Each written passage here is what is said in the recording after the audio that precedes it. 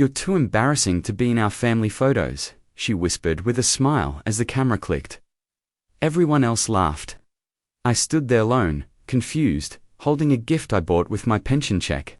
That was the moment I realized I wasn't part of the family anymore. But if they wouldn't let me be in their pictures, I'd make sure the world saw mine, and this time, I'd be the one smiling. Before we continue, please write in the comments which country you're watching this video from. Enjoy the story. My name is Martha. I'm 70 years old and live in a small town in Oregon. I was a school librarian for over 30 years, a mother of 2, and a widow for the last 8. Quiet, kind, always saying thank you, always baking cookies for neighbors, even when they never returned the favor. Family meant everything to me, especially after George passed. My husband was the glue of our home, strong, fair, and always knew how to make me laugh after a hard day. When he died, I clung to the hope that my children, Daniel and Ellie, would fill that space. Ellie moved to New York years ago. Busy life, no kids, very little time. But Daniel, he stayed nearby. He married a woman named Vanessa, beautiful, smart, and very opinionated. At first, I tried to be what she needed, helpful, not overbearing, not that mother. I babysat their son, Jacob, for free, almost every weekend. I cleaned their home when they were away. I even helped Vanessa's mother after her hip surgery. But slowly, things changed. Subtle things, like not being told about Jacob's school plays until the night before, or being told, "Oh, there's no space in the car, maybe next time," during family outings. Still, I smiled through it. I told myself, "You're just imagining things, Martha. Don't make a fuss." Then came Jacob's 10th birthday, a big celebration. Balloons, clowns, a huge cake shaped like a rocket.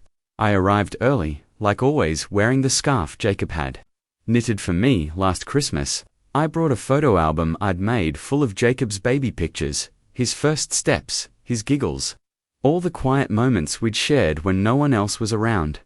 I thought it would make him smile, but before I could hand it to him, Vanessa pulled me aside.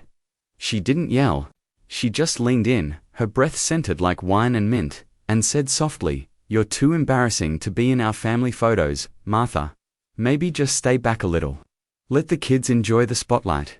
Then she smiled, as if she'd just offered me tea. I felt my chest tighten.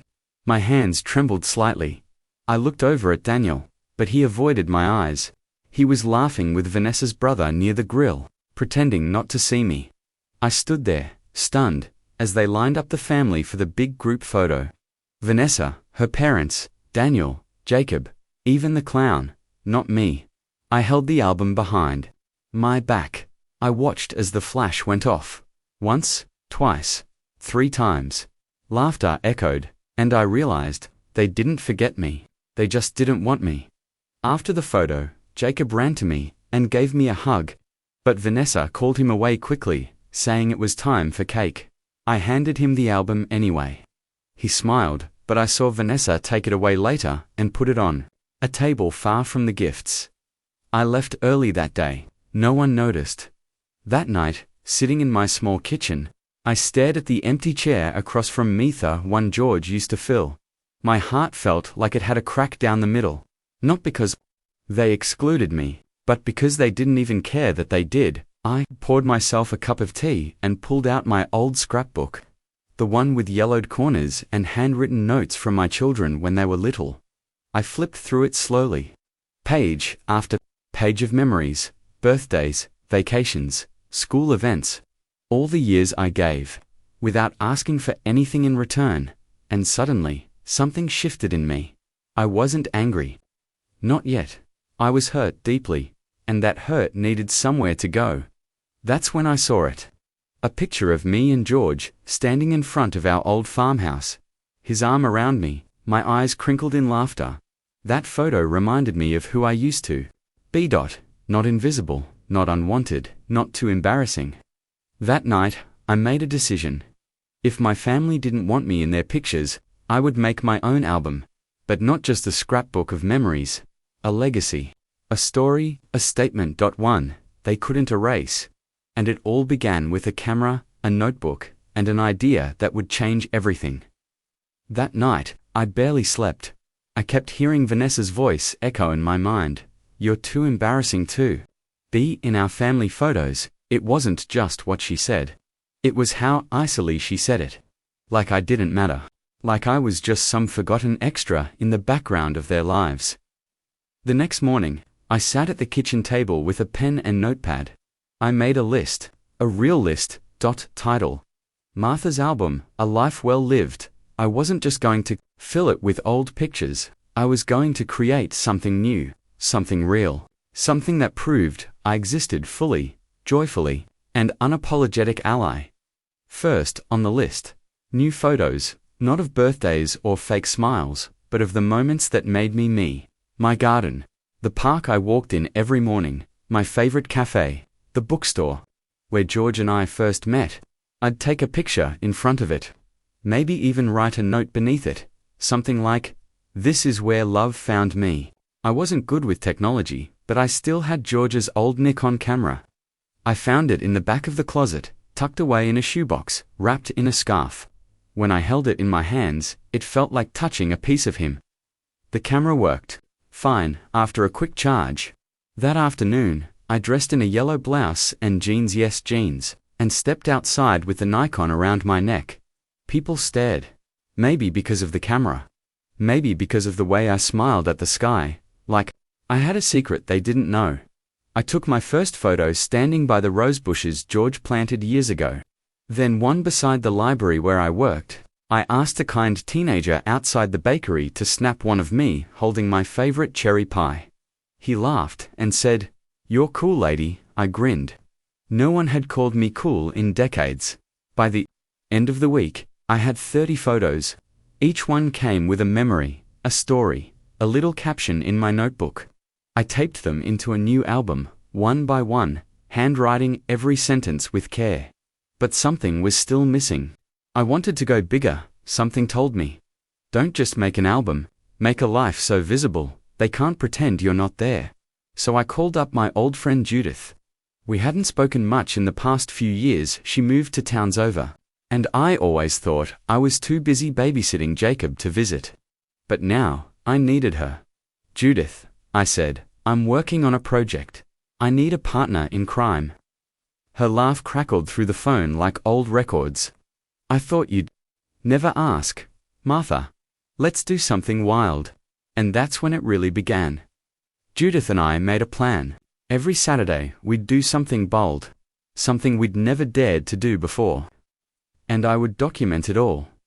First Saturday, we went to a local art gallery and signed up for a beginner's painting class. I hadn't held a paintbrush since I was a child. We laughed, spilled paint, and ended up with 2 terribly beautiful landscapes. I asked the instructor to take our photo brushes in hand. Aprons splattered. Second Saturday, we went zip. Yes, you read that right, ziplining. Judith screamed the whole way down. I did too, but halfway through the scream, I started laughing. The kind of laugh that makes your chest shake. The photo of me, in that helmet, eyes wide, hair flying, made it to the first page of my second album. Third Saturday, we attended an open mic poetry night, and I read a short poem I wrote about being invisible and reclaiming space. I thought I'd stutter or cry, but I didn't. I stood straight, spoke slow, and owned every word. Applause filled the room. One woman in the back even stood up. That night, I cried in my car. But not from sadness, from finally feeling seen. Each Saturday, the adventures got bolder. We went canoeing. We joined a local book club. We even took a dance class for seniors, and every time I took photos of joy, of courage, of life, my album started to grow. From 1 binder to 3. I called them the past I cherished, the present I'm living, the future they'll never control. Each book had handwritten notes, jokes, confessions, even recipes. It became more than an album. It became a testament. Still, I didn't tell anyone in my family. Not yet, until one day 2 months after the birthday party, I got a message from Daniel. A short, bland text. Thanksgiving is at our place, this. Yeah. Hope you can come. I stared at the screen. Hope I can come. No apology. No mention of the party. Just an invite. For a moment, I hesitated. Then I smiled. I would go, but not as the quiet old woman in the corner. I would go as me, and I'd bring something with me, something they weren't expecting. The photos, the albums. My proof. Because if they thought I was too embarrassing for their photos, they were about to see just how unforgettable I could be. The week before Thanksgiving, I polished my camera until it gleamed like new. I wasn't sure what I was walking into, but I knew I wasn't walking in empty-handed. I picked out a soft blue dress, the one George always said made. My eyes looked brighter and packed the photo albums into a neat leather tote bag. I wrapped them in tissue paper, like they were delicate treasures, because they were. That morning, Judith called. "Are you sure you want to do this?" she asked. Her voice was gentle, but there was tension underneath. "I have to," I said. Watching the wind carry the last yellow leaves across my lawn, they need to see who I am now. She paused, then said, "Then show them." I arrived at Daniel's house just before noon. The driveway was full. Vanessa's parents' SUV, her sister's luxury sedan, and Daniel's new hybrid. I parked 2 houses down and walked up slowly, my tote heavy on my shoulder, my heart even heavier. The front door swung open before I could even knock. It was Jacob, Grandma. He shouted, running toward me, his small arms wrapping around my waist. For a second, all the nerves disappeared. I bent down, kissed his forehead, and whispered, "I missed you." He pulled me inside by the hand. The house smelled like turkey and cinnamon and polished wood. Voices buzzed from the kitchen, laughter from the living room. But as soon as I stepped in, I felt it. The hush. Vanessa looked up from the kitchen counter. Her eyes flicked to my dress, then to the bag. Her smile was tight, forced. "Hi, Martha," she said. "You made it." Daniel appeared behind her. He gave a quick, awkward hug and muttered, "Glad you came." That was it. No apology. No acknowledgement. I held on to my smile as the afternoon wore on. I sat mostly with Jacob. We worked on a jigsaw puzzle in the corner of the room while everyone else drank wine and shared stories. I hadn't been part of. Vanessa's father talked about their latest cruise. Her sister showed off photos from her yoga retreat. Vanessa flipped through them on her phone and passed it around the table. I wasn't in any of them. Not that I expected to be. Finally, dinner was served. Long table, 12 chairs. I sat at the far end, next to Jacob. Across from me, Vanessa toasted to family, gratitude, and new memories. I raised my glass with everyone else, but I couldn't help noticing how she never once looked in my direction. The food was good. The silence between bites wasn't. After dessert, Vanessa stood up and clapped her hands. "Okay, time for family photos," she said cheerfully. Everyone to the living room. Everyone gathered by the fireplace. The kids, the in-laws, Daniel and Vanessa. They arranged the chairs, fluffed the pillows, even adjusted the lighting. Then, Vanessa looked at me. She said, as if remembering I existed, "Would you mind taking the picture, Martha? You know, you're good with the camera." That same sugary tone. I looked at her for a long second. Then I reached into my tote and pulled out one of the albums. I actually brought some photos of my own. I said, my voice steady. "I thought maybe you'd like to see them." She blinked, caught off guard. Daniel looked confused. Everyone else just stared. I walked over to the coffee table and set the first album down, the past I cherish. Slowly, I opened it. The first page was a photo of me and George at our wedding. Then one of baby Daniel holding my finger. Ellie in her Halloween costume, a Polaroid of our first Christmas in the farmhouse. Everyone was quiet. Then I opened the second album. The present I'm living. Photos of the rose garden. Of me ziplining, hair flying. Judith and I laughing in paint-splattered aprons. Me standing on stage at the poetry reading. Mid-sentence, Vanessa's mouth tightened. Daniel shifted in his seat. "I've been busy," I said. Not that anyone asked. But I wanted to show you. I wanted you to see that even if you erased me from your pictures, I haven't disappeared. No one spoke. I turned the page to a picture of me dancing with a young man at a local fair. Beneath it, in neat handwriting, I am still alive. Fully. Then I pulled out the third album, The Future They'll Never Control. It was mostly blank. Just one photo taped to the first page, me standing on a bridge, arms wide open, the wind lifting my scarf like wings. I'm going to fill this one, I said, with more life, more color, more truth, with or without any of you in it. The room was stone silent. Even Jacob looked stunned. Then Vanessa spoke. I think, maybe this isn't the time for no, I cut in calmly. This is exactly the time, because for years I've said nothing. I babysat, cleaned, cooked, smiled, nodded, and stayed quiet. Even when you excluded me. Even when you told me I was embarrassing. Vanessa turned pale. Daniel finally stepped forward. Mum. I didn't know she said that. I looked at him, not angry, just tired. You didn't want to know, Daniel. He opened his mouth, then closed it. Jacob slid closer to me on the couch. Can I look through them with you later? He asked softly. Smiled and kissed the top of his head. Of course, sweetheart. I stood up. I won't stay for more pictures. I have somewhere to be. Where? Vanessa asked, arms crossed. I lifted the camera and smiled. There's a holiday market in town, and I've been wanting to photograph the lights. They say they shine brightest when the night is coldest. With that, I picked up my albums, hugged Jacob goodbye, and walked out the door. As I stepped into the chilly evening, I felt something lift. Like a weight I'd carried for too long had finally been left behind. Not bitterness, not revenge, just freedom. But what I didn't know was that my albums weren't done speaking yet.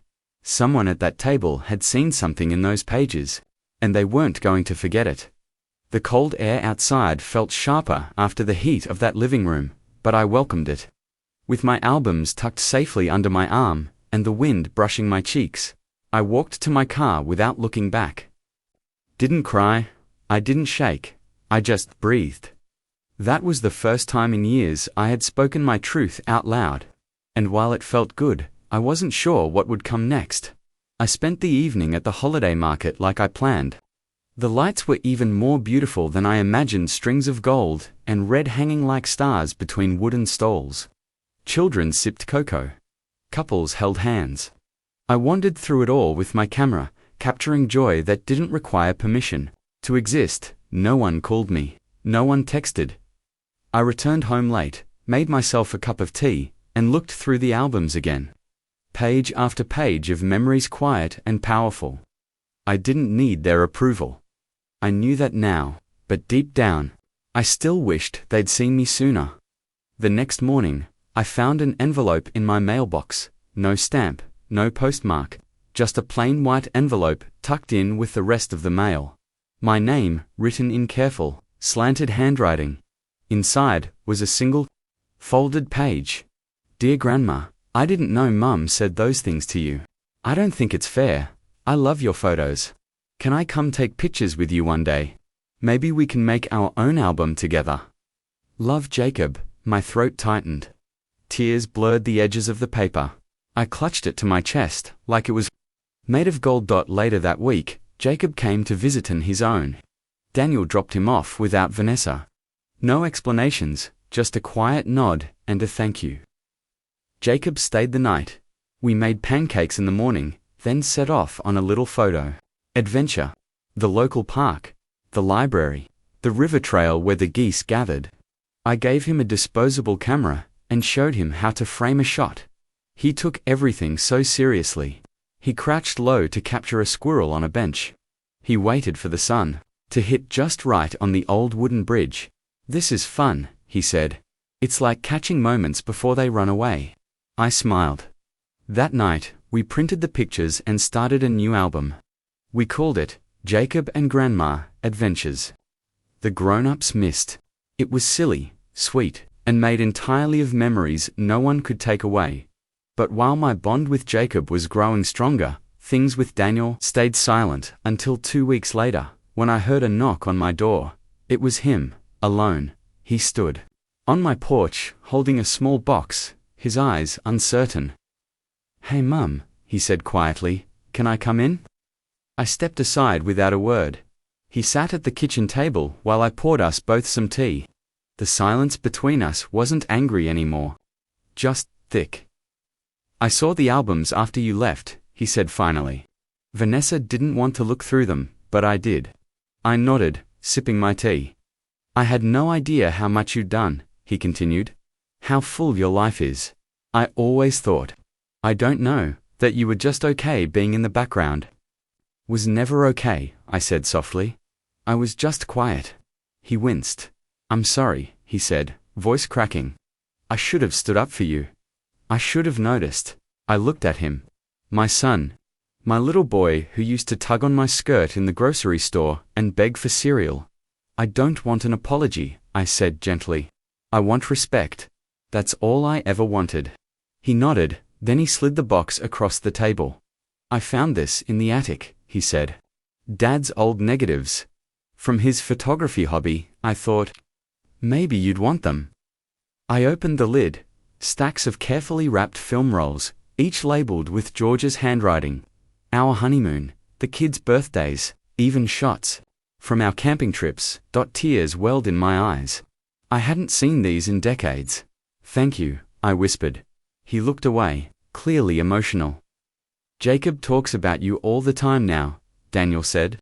"He's obsessed with your camera." "He's got a good eye," I smiled. "He sees things others don't." Daniel stood up slowly. "Vanessa and I were working through some things. But I told her if she wants this family to stay together, she needs to respect every part of it, including you." I raised an eyebrow. "And what did she say?" He let out a half-laugh, half-sigh. "She didn't take it well, but she heard me." Before he left, he gave me a hug, tight and long, like he hadn't realized how much he missed it. And then he said something I hadn't heard in years. "You matter, Mum. I promise I'll never forget that again." After he left, I sat at the table, the box of George's negatives beside me, and stared out the window at the snow beginning to fall. Maybe nothing would be perfect, but something had changed, not just in them, in me. I had stopped asking for space in other people's stories, and started writing my own, and that made all the difference. But the story wasn't over yet. Because what happened next would reach far beyond our little family. All because of one photograph I didn't even know had been taken. 2 weeks after Daniel's visit, I took a walk to the town museum. It was a little place to floors, mostly filled with artifacts from the early logging days and grainy photos of the old railway station. But every winter, they hosted a small photography exhibit showcasing local artists. I didn't go there expecting much. I just needed the quiet, a place to think. The snow crunched softly under my boots as I made my way down the sidewalk. Camera slung over my shoulder like always. Inside, the warmth of the museum wrapped around me. The smell of old books and polished wood filled the air. I wandered into the gallery hall, hands tucked in my coat pockets. That's when I saw it. A photograph. Hanging on the wall, framed in black. I froze. It was me, standing on that bridge, arms wide open, scarf caught in the wind like wings, but I didn't take that photo. The credit read, "Untitled, by Jacob H." My heart skipped. I stepped closer, staring at the image. He must have taken it when we went out together. It was stunning, glowing around me, frozen mid-laughter, like I had no weight holding me down. There was a small placard beneath it. "This is my grandma. She taught me that life doesn't stop being beautiful just because people stop noticing you. Sometimes, you just have to notice it yourself first." People were standing nearby, admiring the photo. Strangers. One woman said, "She looks free." Another whispered, "That's powerful." And I stood there, invisible, in plain sight, watching as my image and my story touched people I'd never met. I felt something rise in my chest. Not pride. Not even joy. Belonging. The next day, the museum curator called. "I hope you don't mind," she said. Jacob submitted the photos on your behalf. He mentioned your albums. We'd love to do a small exhibit if you're interested. I was stunned. You want to display my albums? Yes, your story, your photos, your words, they're powerful. We think people need to see them. I didn't know what to say at first. Then I smiled. I'd be honored. In January, they opened the exhibit. A Life Well Lived, the photo legacy of Martha James. It filled a single room, but people came from all over town. My albums lay open on pedestals, each caption carefully printed and mounted beside the photos. There were photos of me ziplining, painting, reading poetry. Even that silly one with cherry pie on my nose. Judith came to the opening night. So did Daniel. And Jacob, proudly holding a clipboard as a junior docent for the night. Vanessa came too. She stood at the back, at first arms crossed, clearly uncomfortable. But, as the night went on, I saw her slowly walk along the gallery walls, reading. Each note, she paused at the quote under my dancing photo. No one gets to crop you out of your own life. Her eyes met mine across the room. She didn't say anything, but she nodded. And that was enough. Later that evening, a young woman approached me. Are you the Martha? She asked. I laughed. I suppose I am. She looked down at her hands, shy. I brought my mum. She's been feeling forgotten, I guess. But seeing this your story, she started crying. She said it reminded her she still matters. I didn't know what to say, so I hugged her. Weeks passed, and the exhibit stayed open longer than planned. Local papers wrote about it. Someone even posted photos online. It spread further than I ever imagined. I started getting letters from other grandmothers, from widowers, from teenagers, all saying the same thing. Thank you for reminding me, I'm still part of the picture. My little life, once ignored, had become a ripple in the world, but through it all, I never stopped adding to the albums. Jacob and I kept going on weekend photo walks. Judith and I signed up for a senior hiking retreat. I even taught a photography class at the library once a month. The third album, The Future They'll Never Control, was almost full now. One morning in early spring, I sat on the porch with Jacob. He was flipping through our second album, Grandma. He said, "Do you think when I'm older, I'll forget these days?" I looked at him, his earnest face, the way he gripped the pages like they might fly away. "No, sweetheart," I said, "because you've captured them. Just like I did. They're yours now, forever." He smiled. Then he said something that stayed with me. Even if someone tells me I don't belong in their photos, I'll remember to make my own. I nodded, tears stinging behind my eyes. That's exactly the point. So, to anyone listening, right now, if you've ever felt forgotten, if someone made you feel small, invisible, or too much for their picture-perfect world, let me remind you, you don't need permission to be seen. You don't need to shrink to make others comfortable, and you sure as heck don't need to wait to be included. Start your album, take the photos, write the stories, live the moments they'll wish they'd paid attention to, because this is your life.